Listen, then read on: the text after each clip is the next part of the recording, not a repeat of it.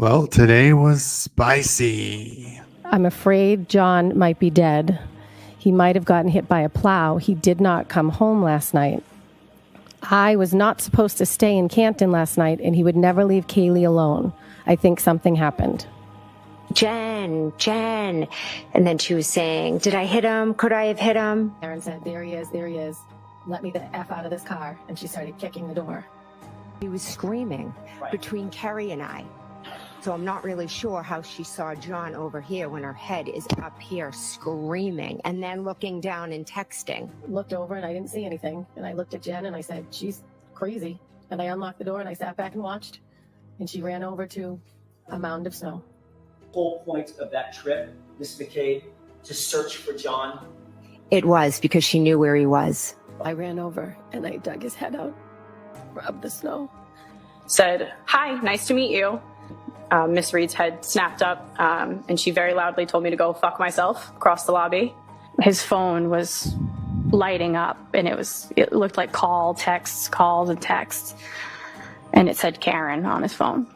His phone was under him, and it was grass. John O'Keefe's girlfriend? He said, yes, she's crazy. I got to take care of this. I said, well, she sucks. I picked it up. I put it in my pocket. John really loved Amy. And in my eyes, Karen was just a babysitter with benefits. He was completely covered. Like 4 inches, maybe 3. We are two mothers that are being viciously terrorized and harassed by social media. Things that were stated in this courtroom and allegations that were made have torn our lives upside down. We receive hate letters saying that they hope things. Why? I know you want to give a narrative. She gets to answer this, Mr. Jackson. The door's open. Your Honor, if she could answer the question why she went to the house as opposed to the narrative behind her motivation. It sounds to me like she's explaining why she went to the house. The door was open, Mr. Jackson. Go ahead. We receive letters, we receive emails, we receive calls. People drive by our house. There was a rolling rally outside of my house where people just screamed at us. They take pictures of our children. They took a picture of my daughter and put semen on it and said property of some named blogger that I think the defense is very familiar with.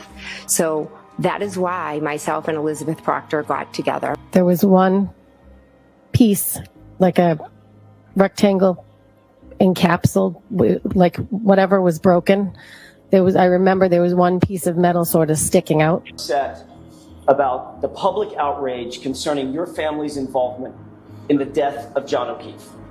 I was outraged because I am a state witness that is being tortured because of lies. But I remember looking at it and the piece was sort of sticking out and I thought someone's going to catch their sleeve on that or something.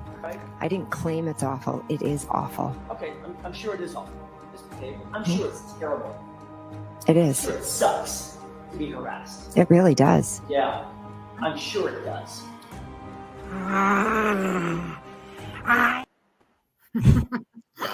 Oh my God. So today was an eventful day. So I just want to run through the things that we learned today. So covered in the snow, that was always something that was up for debate. He was on top of the snow. So he was barely snowing, according to FDR. Kerry's the one that picked up the phone and put it in her pocket. That was a big one. Yeah. And then she handed it over. She doesn't know who. She corroborated a lot of stuff that Karen said in the car because she was on speaker, or she was on the call with them, but they were in the car on Bluetooth, and she heard, I hit him. She heard the taillight thing.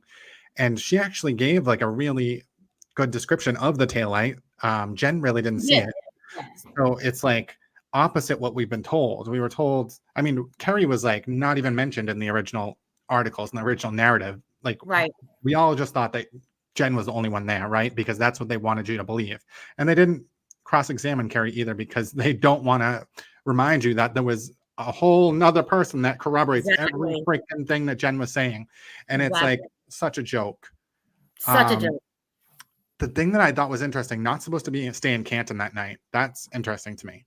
Because why would you be dropping them off at a party at 12:30 if you weren't staying in Canton and he doesn't leave the kid home alone.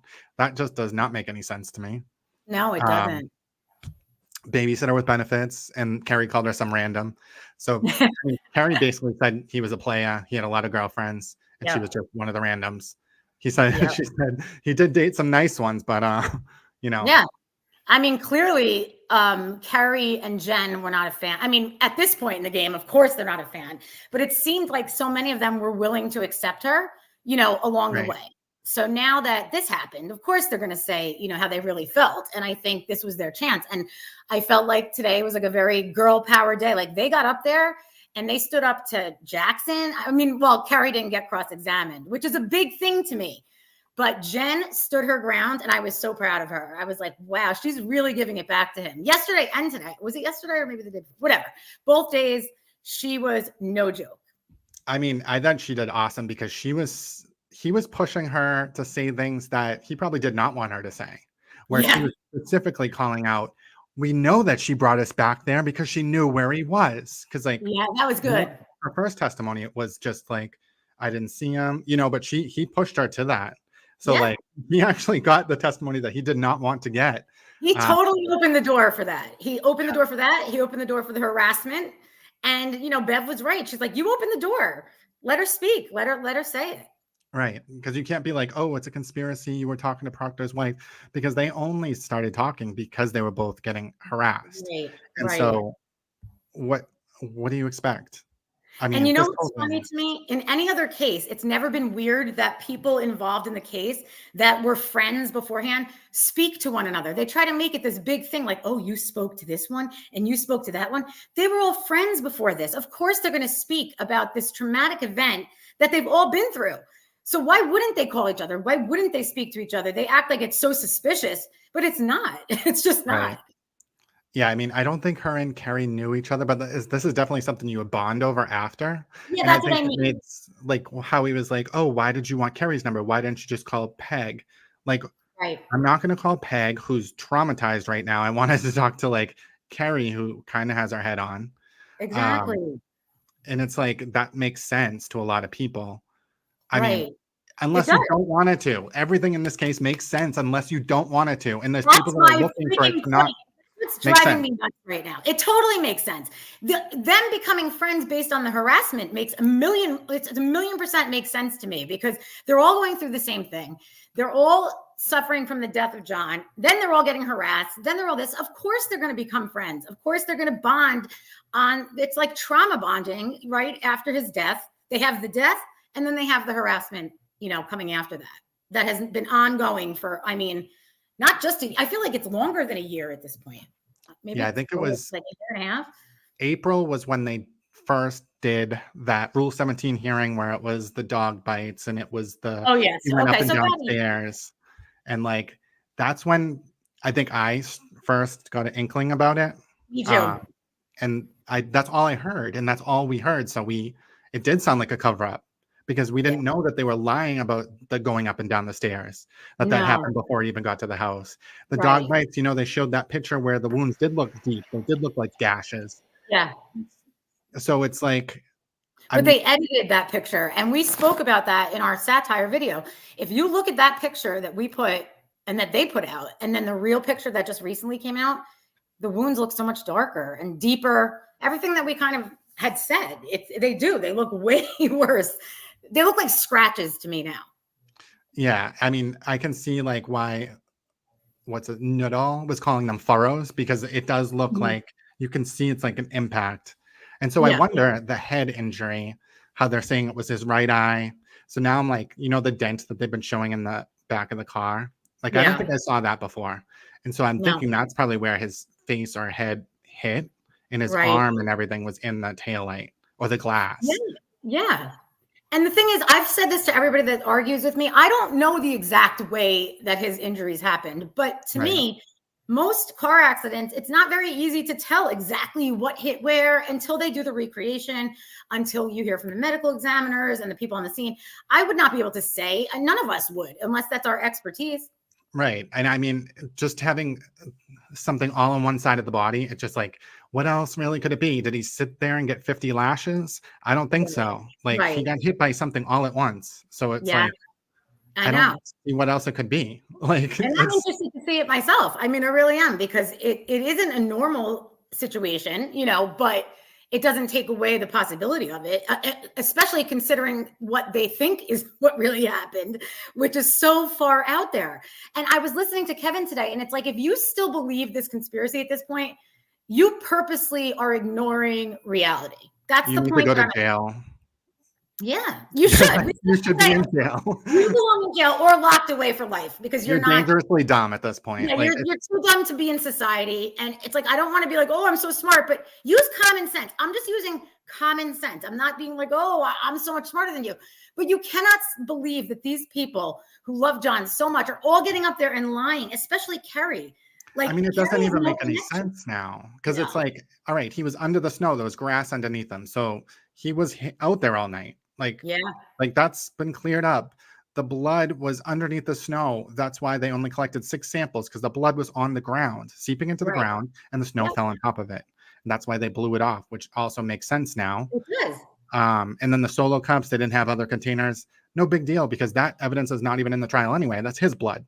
It's not Right. And proving the thing anything. is, they're so focused on the fact that they use the solo cups and like, oh, this was a terrible investigation, blah, blah, blah. It was a blizzard. It was an emergency situation. They tried the best they could to collect the blood. At the scene, everybody thought it was a motor vehicle. Even having the blood wouldn't be that important based on the context of what they were dealing with that day. Now they want to be like, oh, they should have, interviewed everybody separately, and they should have done this and that. But at the time, that was not what everybody was thinking. That is not what everybody was saying. Karen was there yelling that she did it. I mean, what else would are they supposed to not believe what is right in front of their eyes at that point, just because they want to follow protocol? I mean, come on. They did what they could do in the situation they were in. Yeah, I'm wondering if she was on. So just the way that she was acting and everything, I'm wondering if she was on alcohol, but I feel like maybe something else. Like, how you mix pills, you pass out. Because it does seem like she was so out of it, and like when she woke up, she all of a sudden was like, screaming, and she knew. Yeah. And so it's like, it's just so strange. And then it's very strange, because she was giving hints that she knows what happened, but also acting crazy. Like all of that was in that morning situation. Oh, he was hit by a plow. He's dead. Where would those feelings come from? Where would those ideas come from? Unless you're kind of out of it and you saw him there or whatever, we all could go back and forth on that. But something had to make her think that he was hit by a plow. And I mean, was she really trying to save him at that point? I mean, that's a question. Was she really trying to save him, or did she wait those 4 hours until he was dead? That's what I'm wondering. And it always bothers me, because if she really loved this man, or even just liked him and wanted him to live, going back and finding him, she could have come up with other ways to say. She could have called at that moment and been like, oh my God, I just found my boyfriend. I think he was hit by a plow, instead of going back and starting the whole, the whole cover up. And yeah, I'm just wondering, like, when did the cover up start? Like, did it start with Karen, or did it start with her father? Because like, if she was saying, I hit him, I think she said at the hospital as well. Was he the one that was like, Karen, you need to stop this. You need to stop talking to everybody, and we're going to get your car out of there, and we're going to figure something out. And then she did the 3-point turn, even though at the scene she was saying she doesn't even remember going there. Right. So it's like, with those her cover up things, saying, oh, I'm blacked out. That was probably what she wanted to go with. Like, she blacked out. She remembered. She probably, maybe she did try to save him, but like at the same time, it's like, why were you rounding up all these people? Why didn't you just kind of call? And like, she wanted an audience, it seems like. She did. Which is weird. Yeah, she did. And she was like a lunatic at the scene too, like, I have to tell you, this was one of the funniest things somebody said to me today, that of all they took out of today was, why wasn't Kerry saying that Karen was yelling, Jen, Jen, Jen? I'm like, that's what you took out of today? I'm like, I didn't even care if she said that. But this is what is the problem. They're focusing on meaningless things to avoid the very obvious things. And I'm talking about like the FKR crowd. You know what I mean? They want so badly.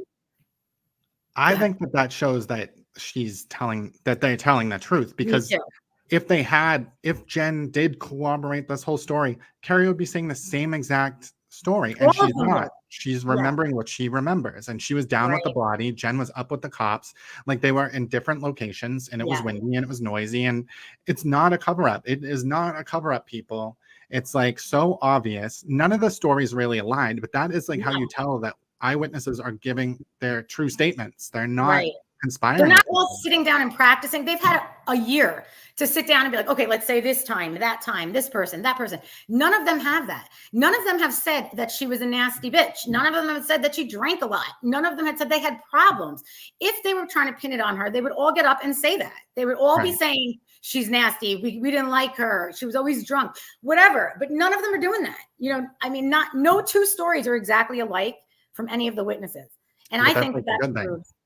Like, but the Free Karen Reed crowd is like, oh, that means they're all lying. And but that's not what that means. Like, if they were conspiring.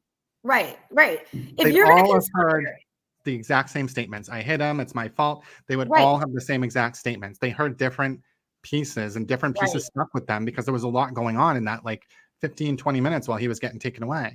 And it was windy and a blizzard and all the stuff that they wanted to act like wasn't happening. The fact that she said today that she had to dig him out, which was heartbreaking, and that he had 4 inches of snow on his face alone, that she was like digging him out. I mean, that's nothing I've heard before. And it's also very telling to how much snow was there and how hard it would be to see him if you did not know that he was there. So he was there. I mean, I think we've come up with he was there all night. He wasn't planted there. Like he was there. And so at this point, like the Free Karen Reed people, I mean, there's so many pieces of the conspiracy that just they didn't even question Colin Albert about the rug activity. I mean, that obviously was a lie. And that was a Sean McDonough's lie. And he's the one that said that he had insider information about it and that someone leaked it to him, that there was like rug activity in the Canton Police Department. And that was like probably the best conspiracy theory. If there was truth to that. There's a reason. It was the only one that actually established a motive. But it wasn't true. They didn't even question him about it. It was all made up. Like, I guess I listened to Kevin this morning and Kevin we have to talk about that because it was now like 12 years before. So Sean gave him the story that it was like drug dealing in Canton Police Department. But then he came out and said, oh, it was 12 years ago that happened. And Kevin's like, well, what the hell does that have to do with this? He said that after they were about to, like, they were right about to go live about it. And they had planned out what they were going to say, you know, basically like, what are we talking about tonight? And then Sean was like, oh, I don't want to do it. By the way, it was 12 years ago. And I'm like, that is so sketchy. Yeah. He needs to get arrested. He does. And you know what's funny? He really does, because he's nothing but a liar. And I don't know if we talked about it, but he had the nerve to message me last week. He's like, you said that I have brain damage. Maybe we talked about it last time. I'm like, yeah, you either have brain damage or you're paid to be making a fool of yourself. That's all I can figure out at this point. Or you really don't realize, which means you're not very smart. You know, so, but what's weird to me is they're taking that new thing now and they posted it in their group, the Turtle Boy, whatever group. And then now they're switching it to that theory because they have to fit everything that's changed since then. But none of them ever realize that they keep changing the theory. And they have to realize. But then why do you go with it? Why don't you question it and be like, wait, I thought it was this. I thought it was Colin and running through the yard and all of that. But they don't. They just go with it. I just feel like it's like a cult of hate. And they're just like generally, they're appealing to like the darkest side of human nature. And it's like they want someone to hate. They want to keep being on Karen Reed's side and hating all these other people. They like that feeling. They're addicted to it. And it doesn't matter what comes out. They still want to hate Jen McCabe. They still want to hate Colin Albert. Did you see Did you see the pictures of Colin Albert fighting today? Oh my God. So I'm looking at that and I'm like, all of the stuff that came out today, and he's trying to be like, oh, look, Colin got in a fight. Like the feds would not have found out all of this time that Colin had been in a fight and like Colin's going to get up and lie. They're totally messing around. I found out like earlier in the year that my son and his friends were doing this like fight club after school, friends, and they were like slap boxing and stuff like that. Like that's probably what was going on there. Like calm down, people. Jesus Christ. Where did it go? I don't even think it's him. Are they barefoot? I mean, come on. I mean, Turtle Boy saying like he got beat up by a ginger with slippers on. Oh yeah, the ginger. I'm a ginger. You better shut up, Turtle Boy. But I mean, I don't even think it's him. And like the thing is, this is definitely a video. So why do they have still photos? Right? You know, yeah. There's somebody that's sending him all of this. That's a part of this case. I'm going to tell you off camera, but it'll make sense to you later. I don't want to say it now. I just want to double check with somebody. But somebody sending Turtle Boy these things for a reason. And if that's all they got, yeah, if it was a video, why not send the whole video? Right. It's definitely a video. And so like they're teenagers. Like it's either a joke or it's not him. I can't really tell if it's him. Like I thought he was I didn't think he was that thin, but it could have been further. Who knows, right? And is that guy in slippers? I can't really tell. It's like flip-flops. That's why I'm like, is that a real fight? Like, are you really gonna fight someone in flip-flops? No, it doesn't look like a serious fight if it was one. I mean, come on. And that's what kids do. Like again, Colin was like 16, 17, 18 years old, acting like a typical, teenager. Like who knew that all this stuff would come out and be like, oh, this shows you. And I even said earlier, I'm like, okay, so if my son did get in a fist fight, like, am I going to think that he murdered one of my friends that's my age? Like, it's so dumb. And I mean, the fact that if this is all it is these three pictures, they're standing up, no one hit the ground. It wasn't a fight. Right. Like, yeah. You know what I mean? So it's like they were either joking around or it's not him or it's just fake. No matter what it is, it's fake. And it's like, he's not going to get arrested for perjury. Katie McLaughlin's not going to get arrested for perjury. No, like none of that's going to happen. You people are crazy. You know what I realized? Did it. Yeah. I realized that they think perjury is misremembering. If I said to you, like, oh, I did this yesterday at 6:20, and then the next time I was like, oh, I did it at 6:30. They look at that as a lie. Like, they're like, you're lying. They got caught lying. And I'm like, do you really know anything? Yeah, nobody knows. Come on. So they look at every little thing like that, and they're like, well, they lied. They didn't have their story straight. Meanwhile, they had 2 grand juries that they had to go through. And then they're like, why does Jen keep asking for the paperwork? And I'm like, it's very smart that she's asking for the paperwork because they are trying to trip her up on every single word. So for her to look at it and be like, okay, this is what I, try to remember, it makes sense to me. I thought she did so good. Like, I was like, she is not letting him get away with anything. Nope. Like, I was like cheering her on. I mean, it was, and like a lot of lawyers, even the ones that are on the side of Karen Reed for whatever reason, they still were like, this is really good, like entertaining courtroom activity because usually you don't always get a witness that like knows where you're going and is trying to stop you at every single point. And she just would not give up. She would not. It was like a boxing match for 3 days. It was. And then, every time when he's like about to lose, he's like, fine, fair enough. Like that's like his line. And as soon as he says it, you're like, we know he lost. And she wouldn't let him get an inch on her. Like, she's like, nope, that's not what I meant. Incorrect. I was just so proud of how she acted today. And Kerry, Kerry didn't get cross-examined, but I think she did great, just on her own. Yeah, I mean, I think Kerry just came off as, and I mean, Jen came off as a really good witness too. And it just, once she got cross-examined, she was like fire. And, some people are going to be like that. I mean, a lot of people are like, oh, that will turn the jury off. I'm like, I don't know. No, not if they know why. Yeah, she was talking about like how our kids are getting harassed. They're putting semen on our kids and like. That I didn't even know. That is absolutely unheard of. Like, I didn't even know that. Gretchen Voss's kids too. And that's why they came out with I forget what they were trying to do at that point. But I remember in a hearing, they were like, Gretchen Voss is getting death threats. I think Gretchen Voss didn't want to testify or didn't want to give up her notes. Yeah, I remember her saying she didn't want to. And I can understand that. I mean, you don't want to risk your whole family for this kind of thing. At the same time, it's like, how is that not witness intimidation? Like, how can you dictate what the court allows based on how much you scare someone else? You know what I mean? Like, it's unreal. I don't think there's ever been a case like this in that regard with like the witness intimidation, the fact that they could scare the jurors into doing one thing or another, the fact that they could scare some lawyers, because I know there are tons of lawyers that are afraid to even speak out against what's happening because they don't want him going after them. And it's so pathetic. This little shit of a man who uses a blog to intimidate people is winning. And that is just not right.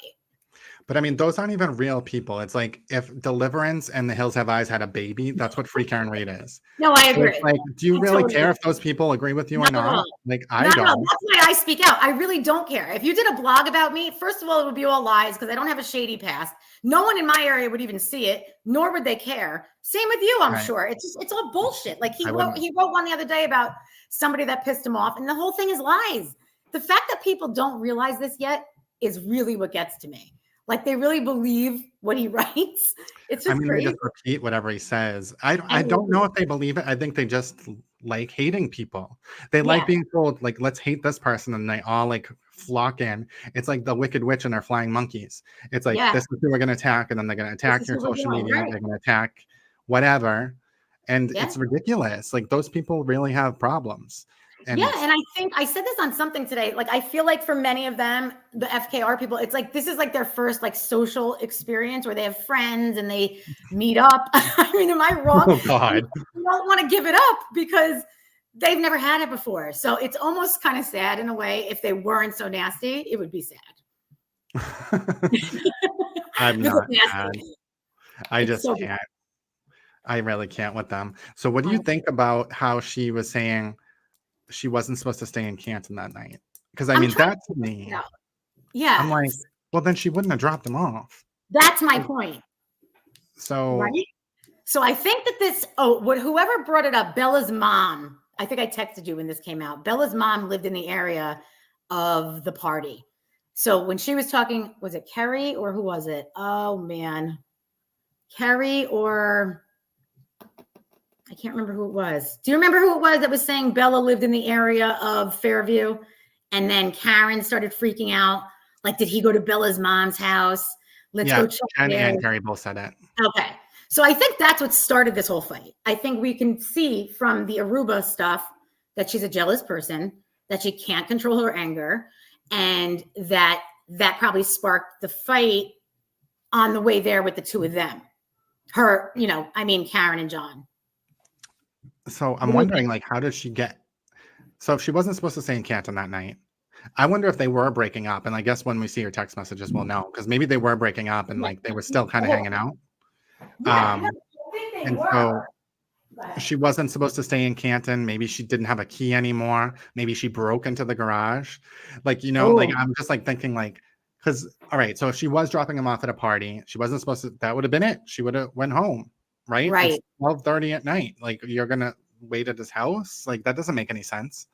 So, and I don't think it was because she cared about the niece, because it seems like she was ready to give these kids to anybody at the scene. Like, I don't want these kids. I can't take these kids.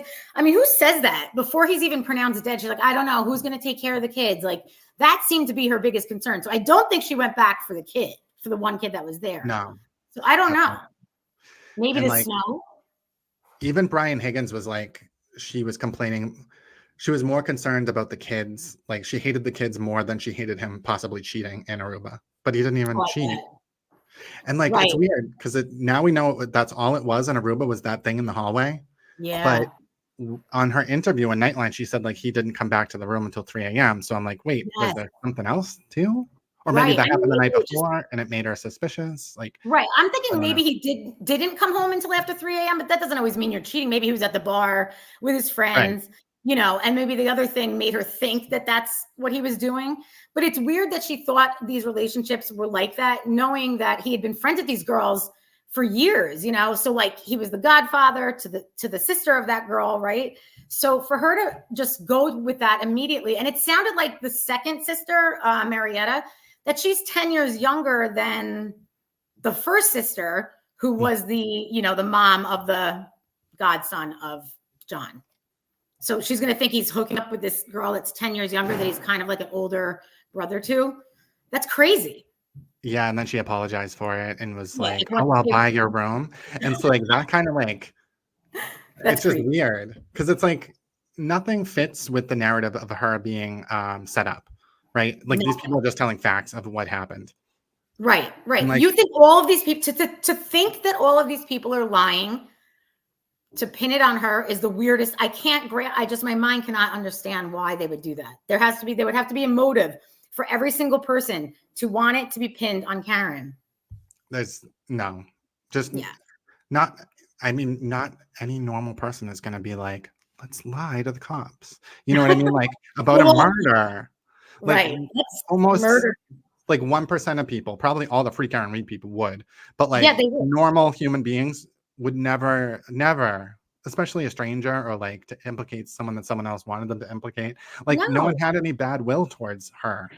Or him. Yeah. That's the other thing. There was no motive to beat him up all of those like things that they've thrown out there in social media, even the drug thing with Sean on the golf, none of it was true. So there was no actual motive to even beat him up, let alone kill him, and do it at a party with your kids there, with other kids there, with your son on his birthday, your son who has anxiety. You're going to bring everybody back to the house and murder someone in front of him on his birthday when he has anxiety? I don't think so.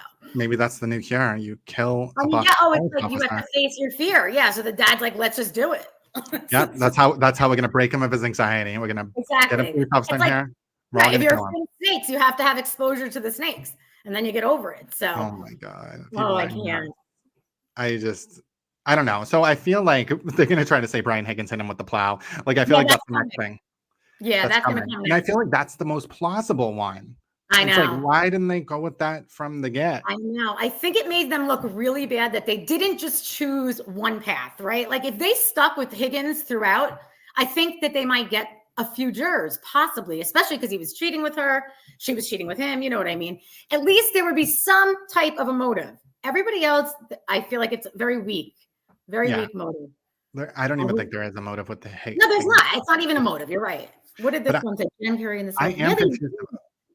Yeah, Jen totally gave Jackson the slap down. Oh, it was so good. It was so nice to watch. He was getting the opposite reaction of what he wanted each piece of the way. And it was great. It was so good. I texted somebody who knows her, and she's feeling really good tonight about how she did. And I think that's great. She should. They've been waiting a long time, to share their side of things and get it out. And it's kind of good that she had 2 days, because anything that she like missed saying the first day, she had a second chance. And I think she got it all today. Like how she was like, you're alive, and like it's your story. And she's like, and you're spinning it, and that's what you said, and that's not what we said, and it's a social media thing. I mean, she did get it out there. I would wonder how the jury is. I wish I could see the jury and like see if they feel like, oh my God, this guy is like so nasty and badgering her and so aggressive.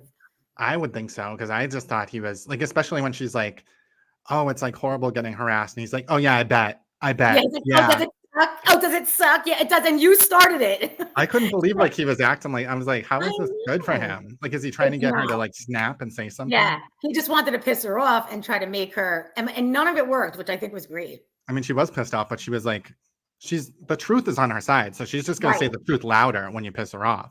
It's not like, if it was someone lying, like, yes, you can trip them up like that, but like he knows that she's telling the truth.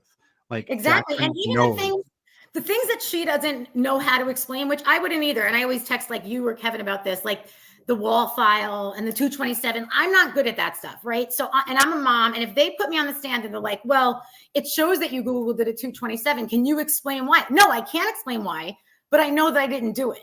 So she's like, let's leave it to the experts and they'll explain it to you. Oh, yeah. Right? She's like, I can't explain it to you, but Celebrite can. Right. And she's right. I mean, not everybody has that expertise. And why would she? I mean, nobody knows about that unless they need to know about that or they work in that field or something like that, Right. I mean, I just feel like, that might give people pause, but like once the experts come out, they're going to be like, okay. I just don't think, even with that though, I just feel like there's just too much testimony that paints one picture.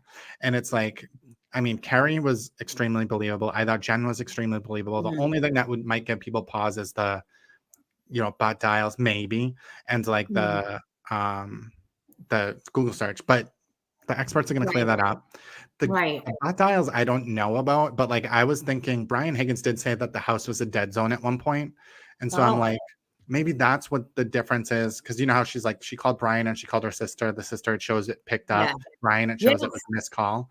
But there's different things that happen that might be recorded differently in Celebrate. So like if you call and it goes to voicemail, if you call and it drops, that might show that it's answered. Because like on your end, like it could, there's a bunch of different things that the experts are going to totally. And I was going to ask, this has nothing to do with the case, but you know how like sometimes when somebody's calling you and you don't want to answer, so you hit like the red hang up. Oh yeah, that's what I was thinking too. That's probably a different one.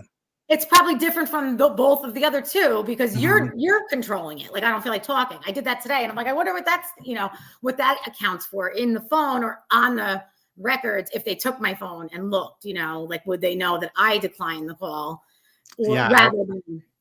I would think Yeah. that definitely shows up differently. I mean, it could show as answered. We don't Right. Celebrate is That's not like weird. a perfect thing. All that Celebrate does is it organizes. It's all like little data points that are crazy, and it kind of organizes it into like a readable format, searchable Okay. format.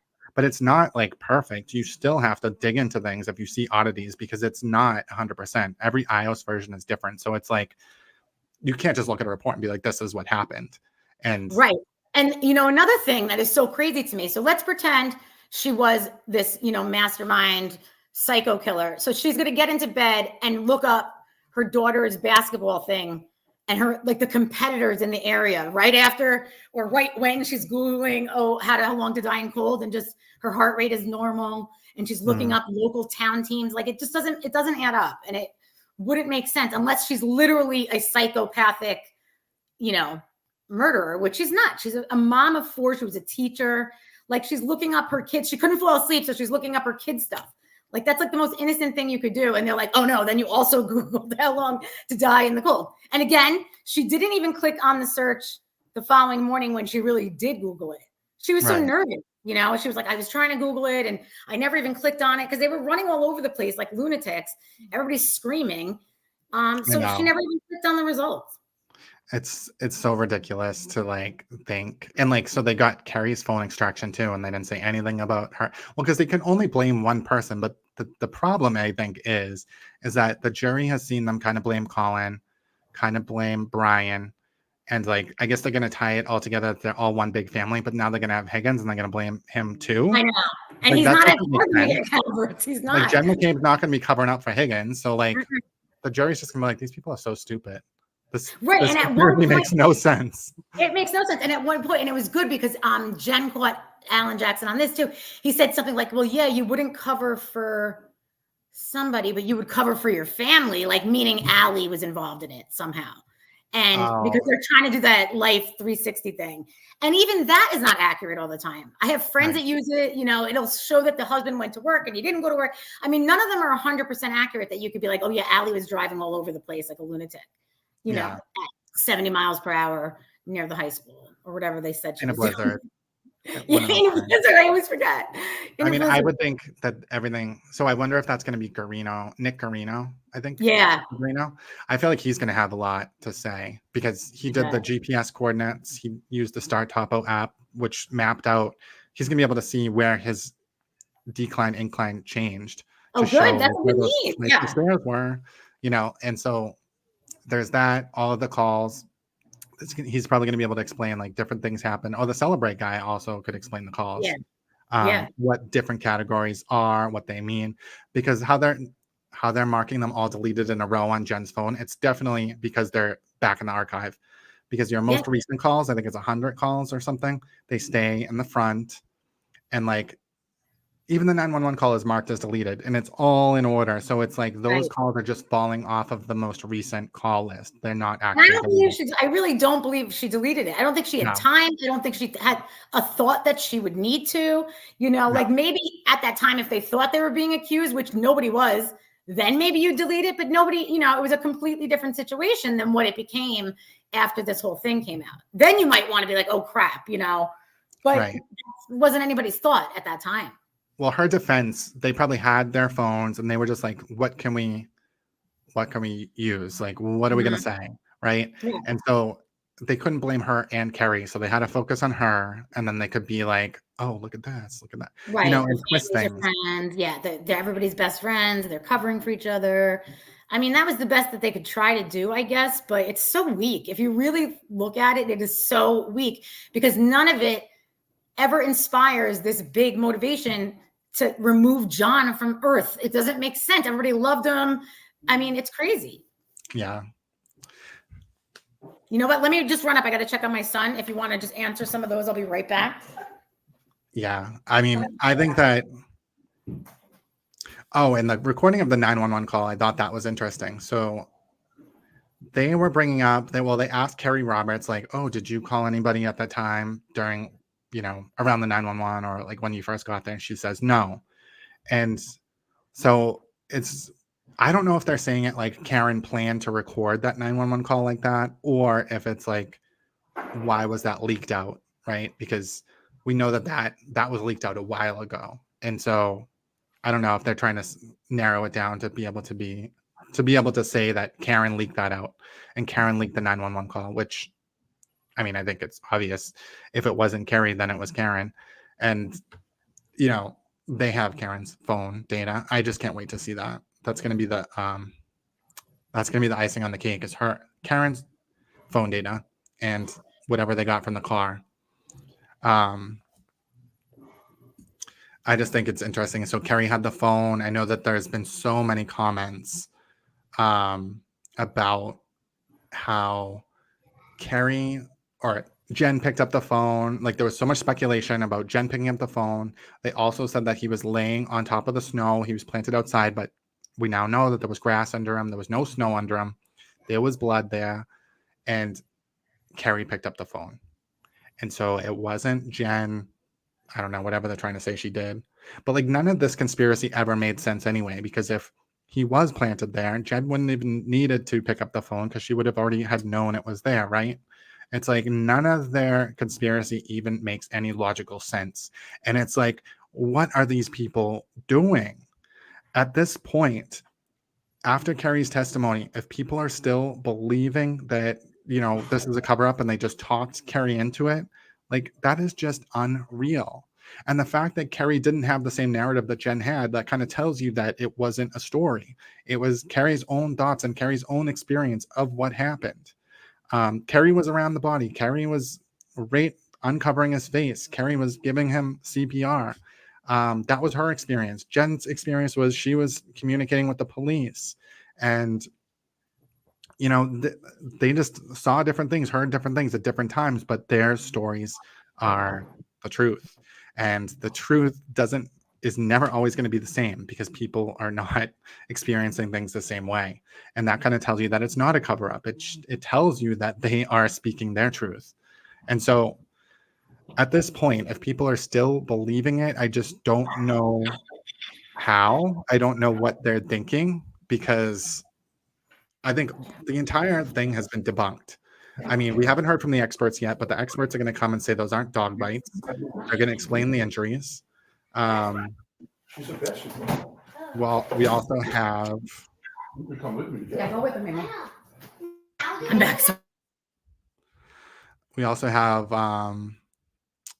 so Karen driving around Waterfall. So I got to let the dog in. Hold on. So we know that she did go back towards Waterfall. She's caught on the Canton Library footage. And then she is caught in Canton Library footage again, driving back away from the waterfall. And then towards Fairview. We don't know if she got all the way back there. And I think that's kind of what they're trying to point out by asking them exactly what time they got their phone calls at and who heard what. Like, Jen knows that Karen was home the first two phone calls because the niece was in the background. But Kerry, I think she said 5 o'clock on the dot was her first call, the first call that she answered. So she might have called her once before that. She missed it. They're in the laundry room.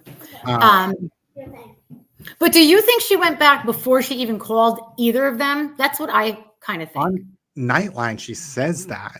But right. I don't know if she just screwed up or what, because on Nightline she says she didn't call 2 square miles, right? She's like, I went and drove around the 2 square miles that we were the previous night or something, the preceding night. She loves that word, preceding. But she did start calling people after that. I think she called everyone, though, at the house the first time, because Katie Camerano also heard the niece in the background. So the first time she called everyone, she was home. Okay. And then it seems like she drove around.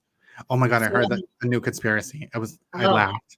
So the new conspiracy, it was a new conspiracy. The new conspiracy was that Karen thought that John was cheating with Jen, and that's why she just randomly showed up at her house that morning. Oh my God. You know what? Her husband was there. I wouldn't even be surprised if that's true. So now he was either cheating with Jen or the other Bella's mom, who's also on that road. She was looking for anybody. Meanwhile, she was cheating on him. So it's like pretty interesting to me that she's so worried about what he's doing and she's hooking up with Higgins. Well, that's always the case. Cheaters right? are always accusatory because they're doing it. Mm-hmm. So, I mean, It's insane. Like I just don't know what is the conspiracy now, because people are still like, oh, I saw something on one of my comments like Kerry just disproved everything that Jen said. I'm like, yeah, I saw that too. I'm like, what are they talking about? Like, but it's probably like, oh, Kerry didn't hear I hit him or something. Oh, somebody didn't. This was the person I was making fun of. They didn't hear Kerry. They didn't hear Jen in the background having Karen yell to her, Jen, Jen, Jen. I'm like, who cares? Why does it matter? That doesn't mean anything. Like, it's like they were all screaming. I mean, it was a complete shit show. But that's such a little thing, you know? I mean, anyone that's saying that is not logical. Is just like, I'm not going to waste my time responding to comments like that, because it's like, yeah. I mean, the only legitimate thing or questions that we should have is about Higgins, because we don't know. Like, his Jeep was in a few different spots, and I'm confused about that too. Like, a few of them saw him in front of the mailbox, but that doesn't make sense because Nagel said that he was directly behind Karen's car. But I think Jen and Matt both thought that the Jeep was there, and maybe it was, but then maybe Higgins left. And then how she said that she saw a swerve of the tire tracks, and it didn't lead up to the back of Karen's car, which I'm just like, okay, so that could have been Nagel pulling away, right? Right. His would be a swerve to get around her car. But I don't know. I don't. There's like some inconsistencies, but I just think that's how memory is. I think what they're going to try to say, though, after all that, is that Higgins's plow, I think we said this right before I left, it hit John somehow, right? That's what I feel like they're leaning towards, because he had the plow in the front of his car. But I don't know how that would happen. I mean, I'm not saying that did happen, but I feel like they're going to try to somehow make it that way. I don't know. I mean, I could be wrong, but that's just a guess of mine. But that would mean everything.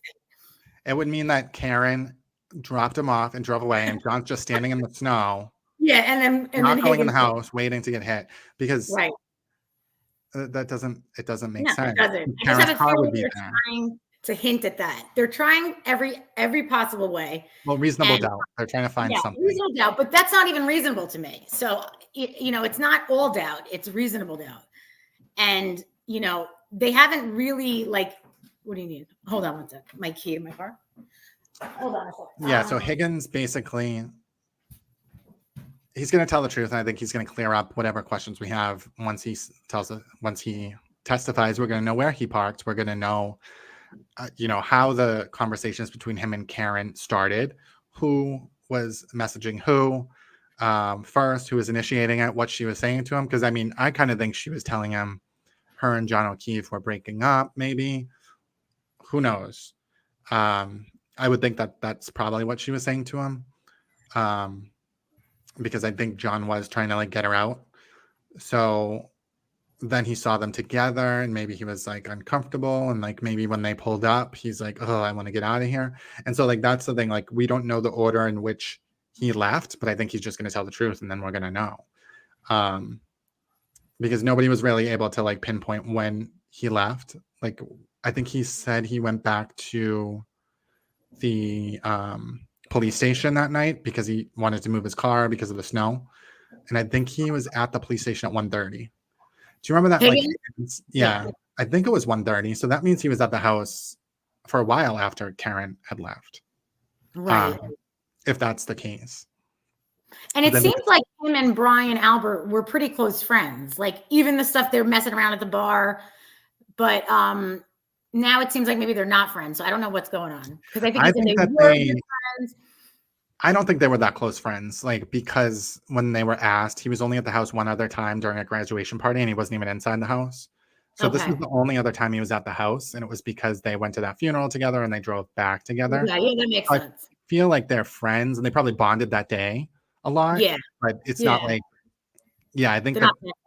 I think they're still probably how they were before, but they're probably keeping their distance too until this whole thing is gone, and then they can have their love affair. When everybody's saying that Higgins got this proffer, it makes me laugh, because Yannetti used the word proffer to say something, and it was oh my God, he's got a proffer and he's flipped and all this stuff. Do you follow any of that or believe any of that he flipped? And I kind of feel like the feds, when they first got involved, maybe did offer him something. Thinking that there might be something here. Right. and because they did want to like get the truth out, but I think that the feds did look into everything, and then the feds didn't find anything. They found some stuff that was not okay, like Proctor looking for nude pics.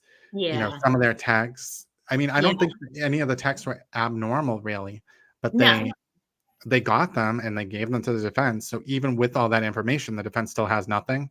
So it's like the feds decided that, that's how we'll handle this. It was either going to be make a statement. They could have probably made a statement that said, we didn't find anything. Right. Which would have been helpful. The people would have been outraged, probably, like the Free Karen Reed people. Yeah. And so they probably thought this was the best way. There was some things that maybe weren't okay that Proctor did, but this will even it out. We'll give them more and, give her a fair chance, maybe. I mean, I don't know. I think that's probably what the thinking was behind it. But do you believe, I mean, a part of me almost doesn't believe that the text that Proctor sent were as bad as the way they presented it, because the defense, I mean, look at how they went from, they were directed, I think I said this, directed to destroy their phones by Morrissey, when really they just were given the okay to get new phones if they wanted to. And it wasn't a directive and it wasn't destroy. They make it sound so like, oh, they were directed to get rid of this evidence.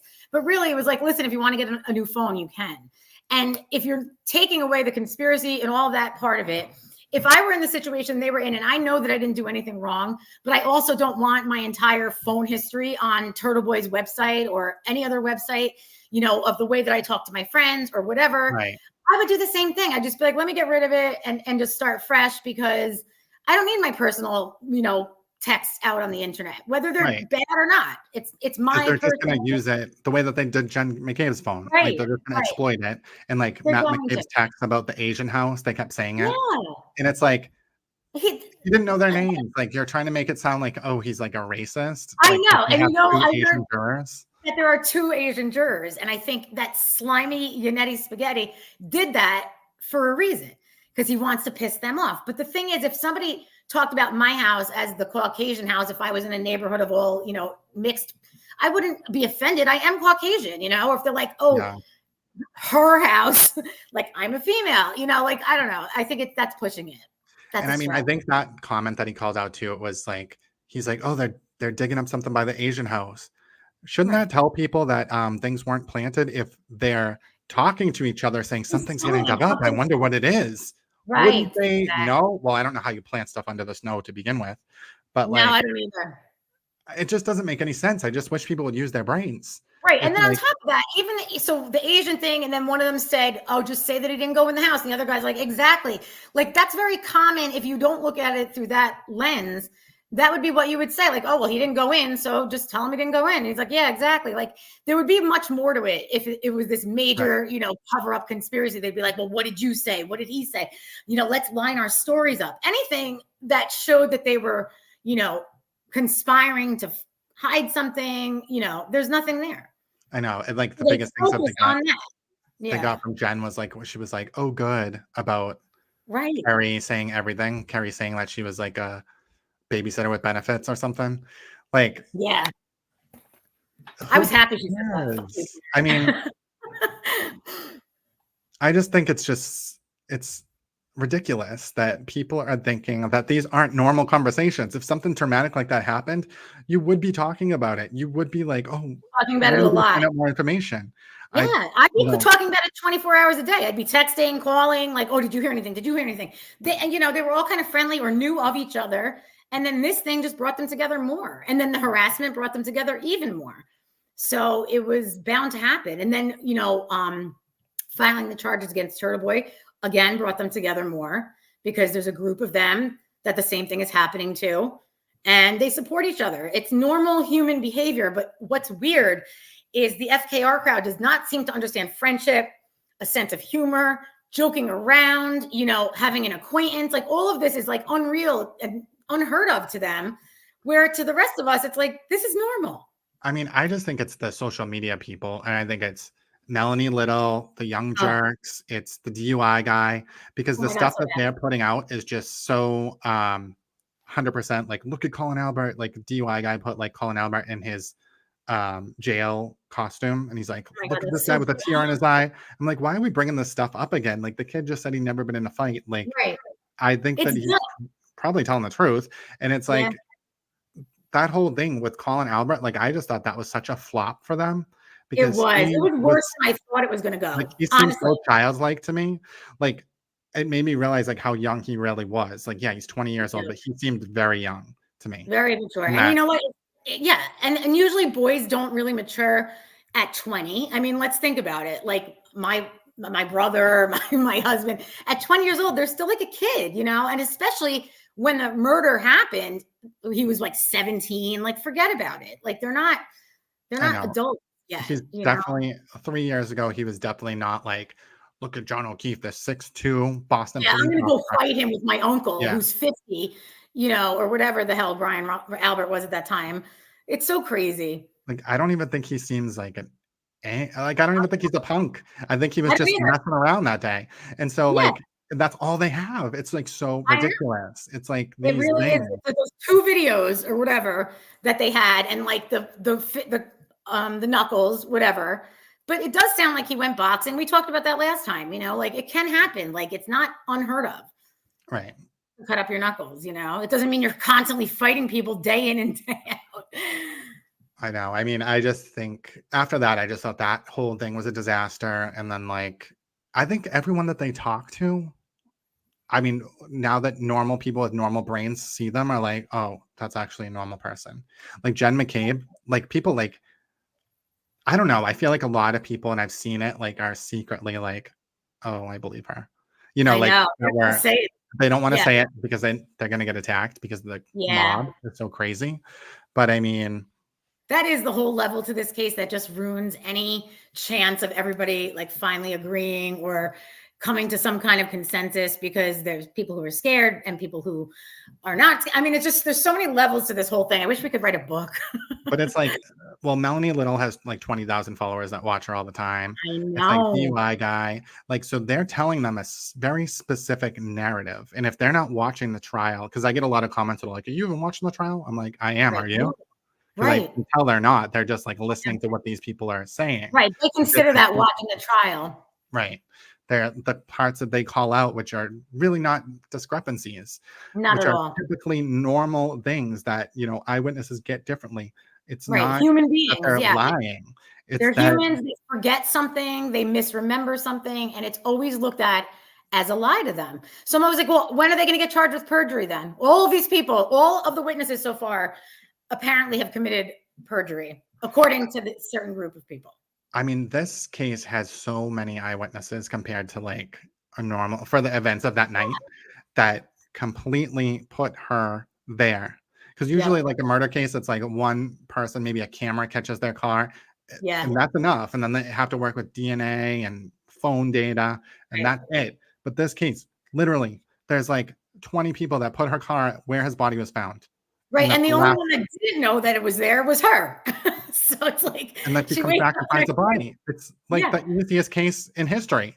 Like you Yeah. have to be a complete moron to Really still be riding this train. But It's then like, it shows you why they needed to take this totally out of the craziest ever route with Turtle Boy. Like, oh, let's hire him. Like, I mean, he's a known kind of like scumbag, like not trying to be rude.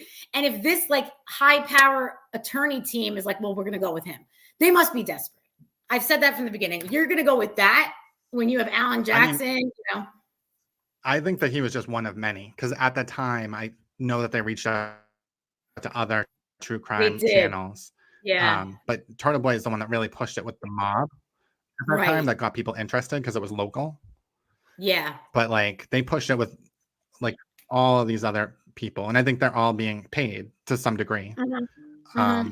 I just don't know He what, was like against it's the like mob. watching a car crash in slow motion, and it's like what's going to happen next? Because at this point we have every Higgins day. left. Yeah, every day it's like I'll wake up, I'm like, I don't even know where to look first, because it's always like something is happening every single day. And Higgins is really the last thing, because after him, I guess they're going to go into or the kids. It's either going to be I believe the kids aren't going to be on video, which is good. They don't need to be, but we'll probably be able to read maybe the transcript of what they say. Oh, I heard that maybe they're not going to have it on video. Interesting. For us to see. Maybe they'll be in the courtroom, but it won't be, I don't know, televised. They usually will blur they'll usually just have the camera not facing them, but you can hear them. Maybe they'll do it. Yeah, that's not a bad move. But it's like, I really think that if it didn't come to this mob situation, there's so much that they wouldn't even need the kids. But the only reason they need the kids is because of the spot that we're all in now with everything, with the conspiracy. Well, I think it's so solid at this point, like, because, you know, she's placed there, and like, that's usually a big part of a murder conviction. It's like, you need to place them at the scene of the crime, and you need to find the murder weapon, which is in his clothes, it's in her car. But she admitted it to people. In addition, like, you never have people admitting it. Never. And then she has you two never witnesses. have people admit it and other people not believe them.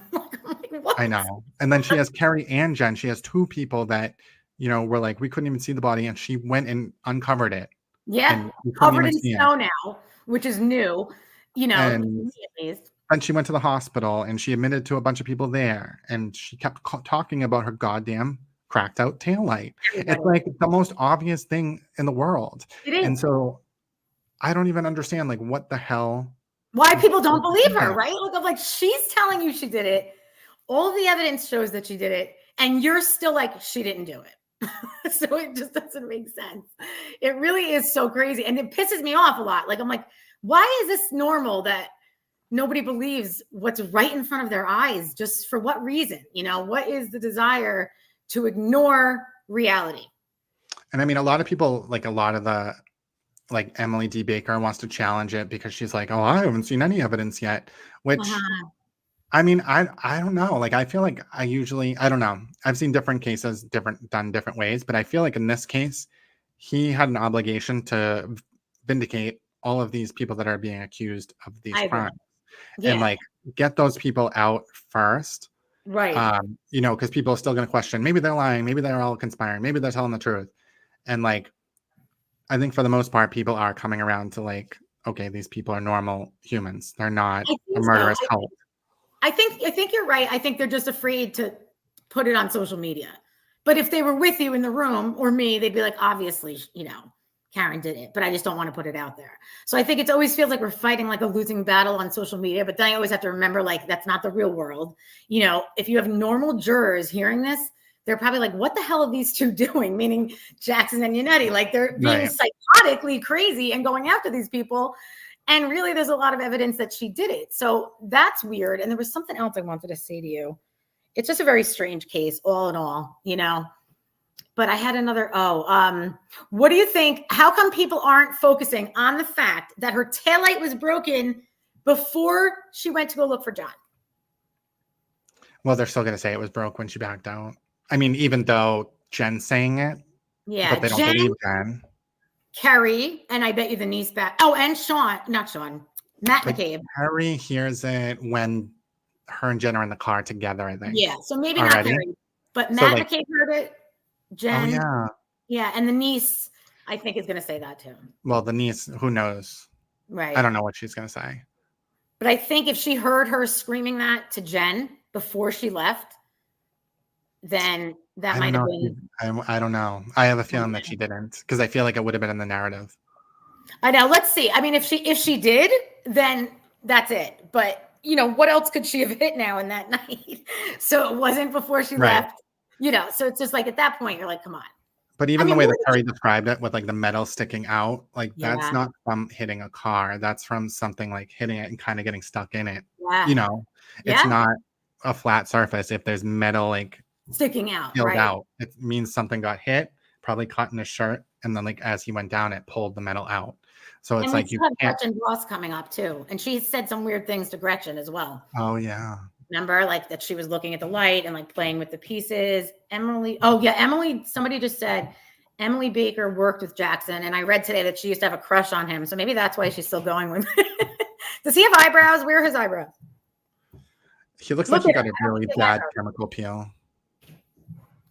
Alan Jackson? Yeah. Like, his face is all burnt up. Yeah, it does. It looks like it's, like, fried and then freshly peeled. But it does. Where are his eyebrows? Draw some in. Come on, dude.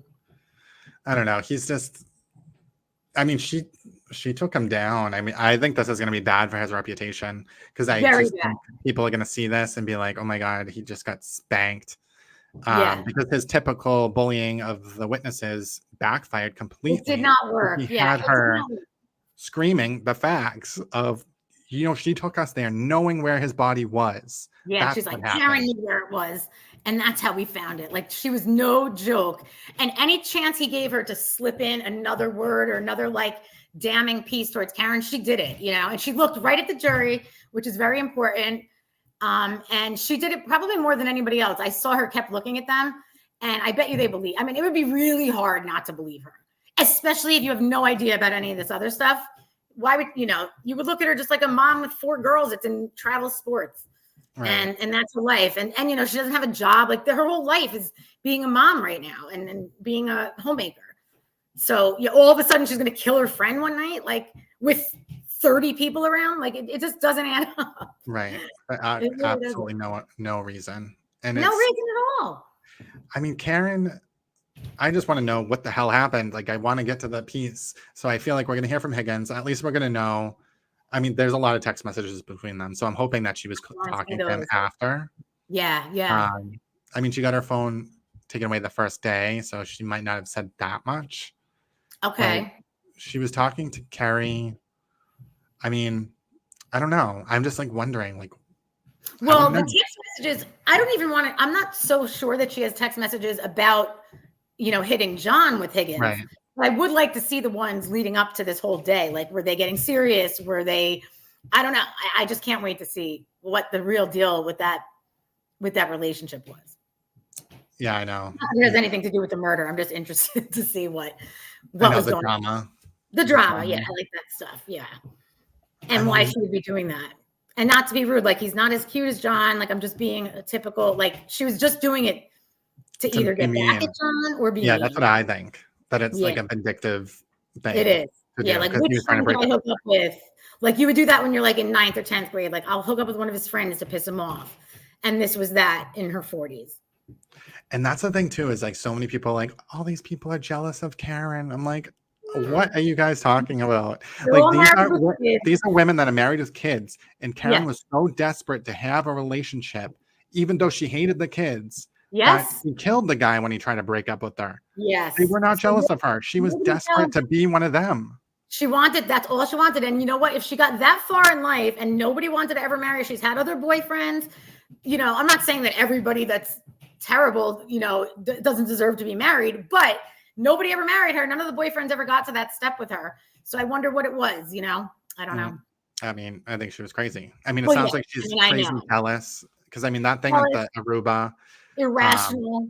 Yelling at that girl and, you know, snapping and being so angry. Did you see her in court yelling at Jackson the other day? Like, the Daily Mail, was it the Daily Mail got? Oh, I saw the picture where she looks like a demon. A lunatic. I was like, holy. And this was right after Colin. So I think she was like extra pissed off. And she looked like a different person. Really and it's probably because they didn't ask Colin about, you know, the rug activity maybe, or because those were stories that she planted, I think, with the help of John McDonough. All these different stories that she did try to plant all had like an element of truth, but Colin wasn't involved or this person wasn't involved. So she was really pushing and really thinking a lot, I guess. She doesn't really have anything else to do of what connections she could make to make it seem real. But none of them really landed, you know, like it did prior to court and, you know, an FKR mind, it could work. But in the real world, it's not going to work. Like, I think that Jackson and Unetti are kind of like getting worried now because they're like, oh shit, we did a lot of messed up things. You know what I mean? Like a lot of really sketchy things. And now they're kind of like probably worried. Like they probably think they're going to lose.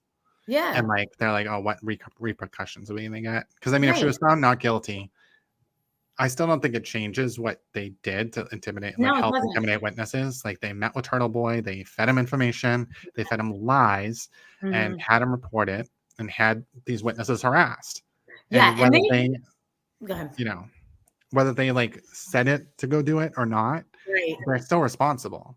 They're responsible for Colin's reputation and for Jen's reputation. They absolutely are. And you know what? Jackson's like, I don't have social media, as if he doesn't know what's going on, as if he doesn't have a if he wasn't the originator of this idea and then, feeding it out on social media through other people, just because you don't have your own Alan Jackson, Twitter account does not mean that you're not behind this. He has you a can't hide LinkedIn. behind it. I should post that video of Jen spanking him on LinkedIn on his LinkedIn. It's Yes. like young in the picture, so he probably doesn't maintain it, but like, oh, good. Do it. Please do it. Because he's making fun of her. We said this earlier, for being upset about what she's going through, as if he's not the one that created that situation. Right. It's so messed up. I know. It's at least she got to say a lot to him. Yeah, I was proud. I think she probably, like I said, I heard she feels great about it. She should feel great about it. And today, all those girls, even the sisters. So a lot of the FKR about the Sullivan sister, like, we didn't need them. Well, it was a waste of time. First of all, they didn't take that much time. Second of all, it just shows you, again, her level of rage, her level of irrationality, and her level of jealousy. And they need that foundation to prove that even though everybody saw them getting along all night, all it takes is one thing for her to snap and lose her mind. And they kind of showed that with those two. Yeah, I mean, just a mention of, or just a thought of him hooking up. Yeah. Like, it's so weird.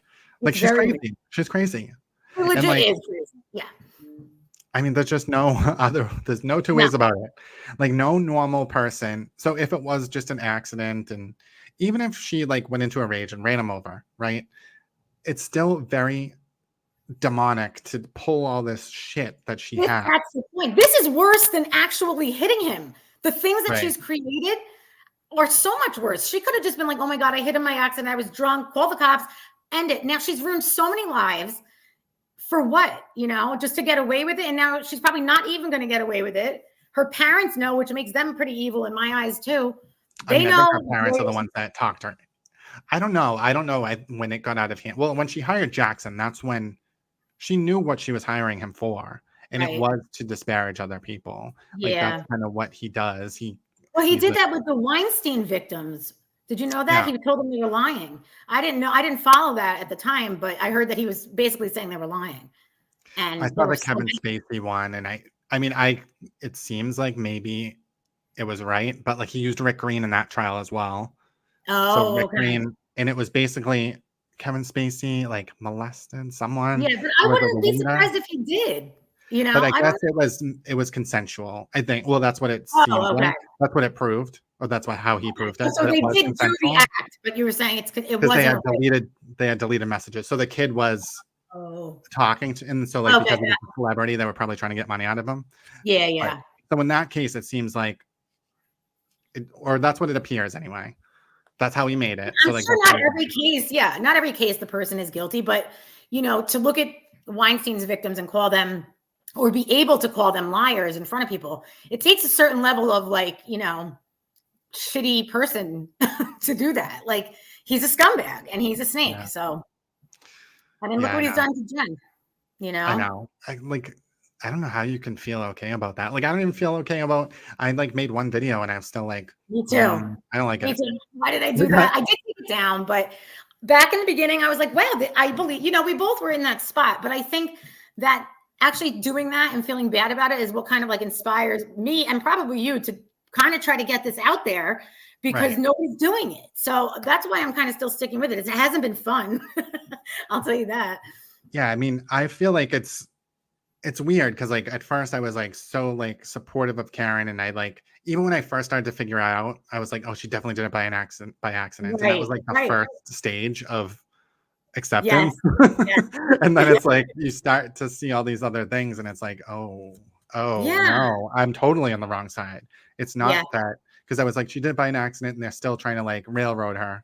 Like, that's how I thought. I did too. I went through the same exact process. I'm like, she couldn't have done it, purposely, or she's just a nice person. I had a bad drunken night, but then now I'm like, she was confused.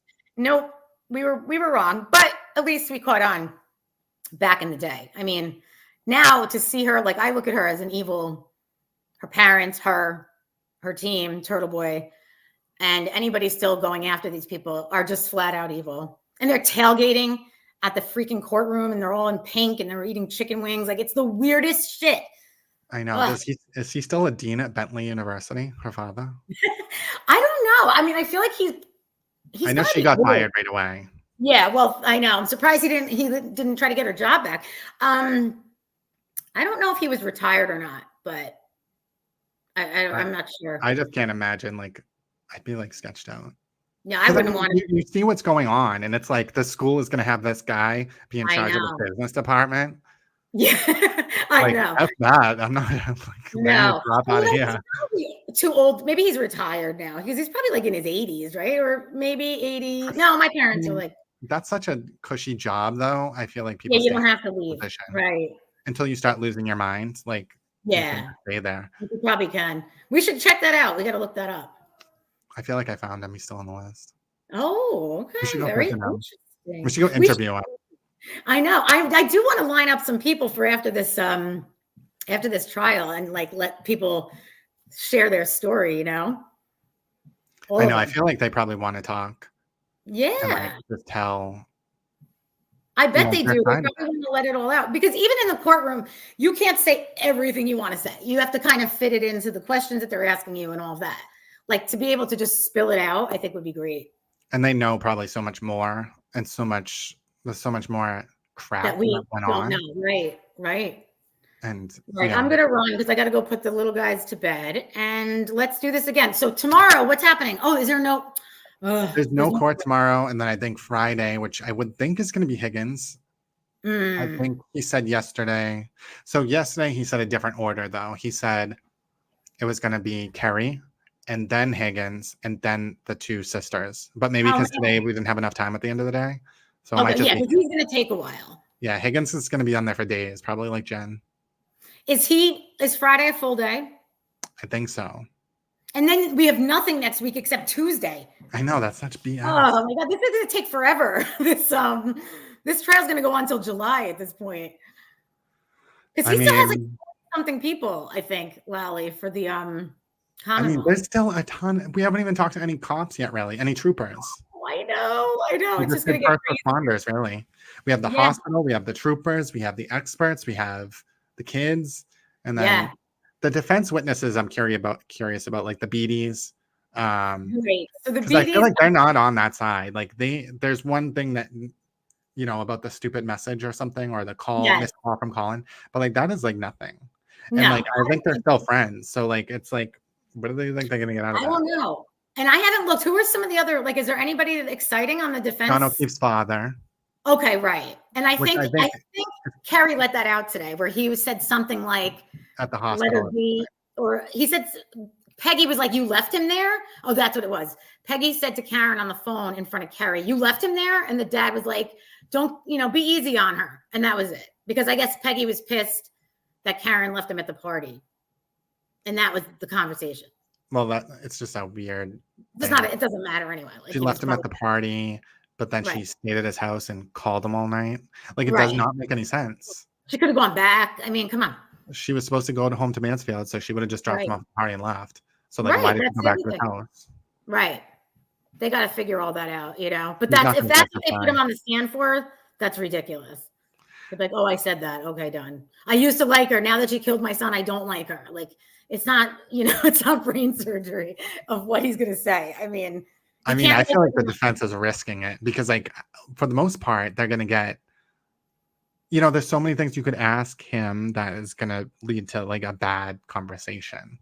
Yeah. And the judge is going to allow it. So it's like, he's going to be like, he gets to say what he wants. He's a victim. And he looks so upset every day. And a lot of times he looks mad, the dad. And maybe that's just his personality and his looks, but he looks pissed off. And I can see why.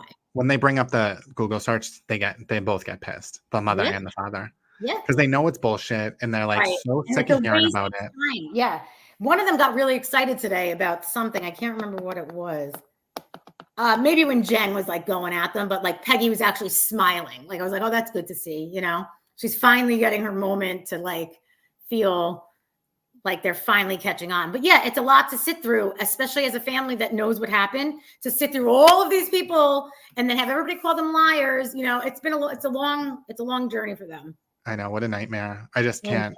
I can't either, especially losing their other daughter. I mean, they've been through hell and back. They should go to Hawaii for like a year after this and just live their best life and relax, because the stress level, I can't even imagine. I wonder if they still have that house that the kids were living in. or did she move in there with them? I I don't wonder if that know. was able to happen.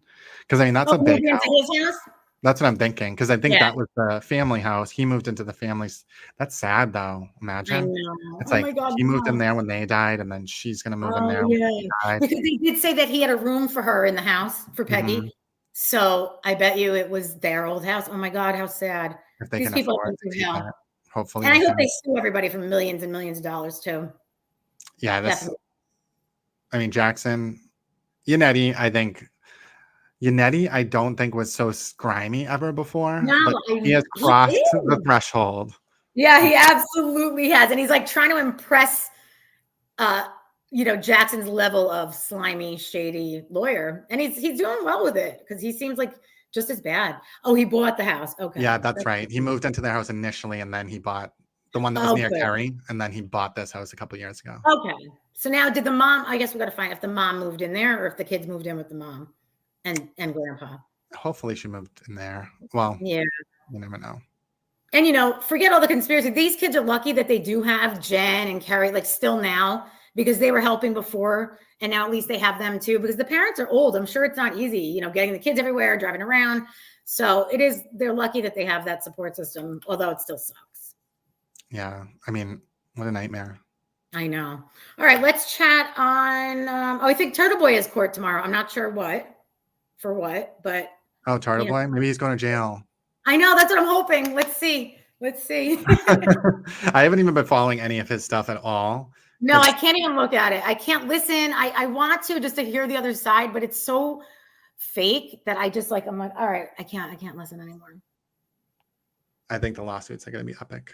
Yes, sure. They're going to be great. They're going to be awesome. All right, so let's chat Friday and we'll do our next sidebar soon. All right. Do I have any questions? Oh God, I'm surrounded by, okay. All right, thanks guys. We'll see you soon. All right. Good night. Good night.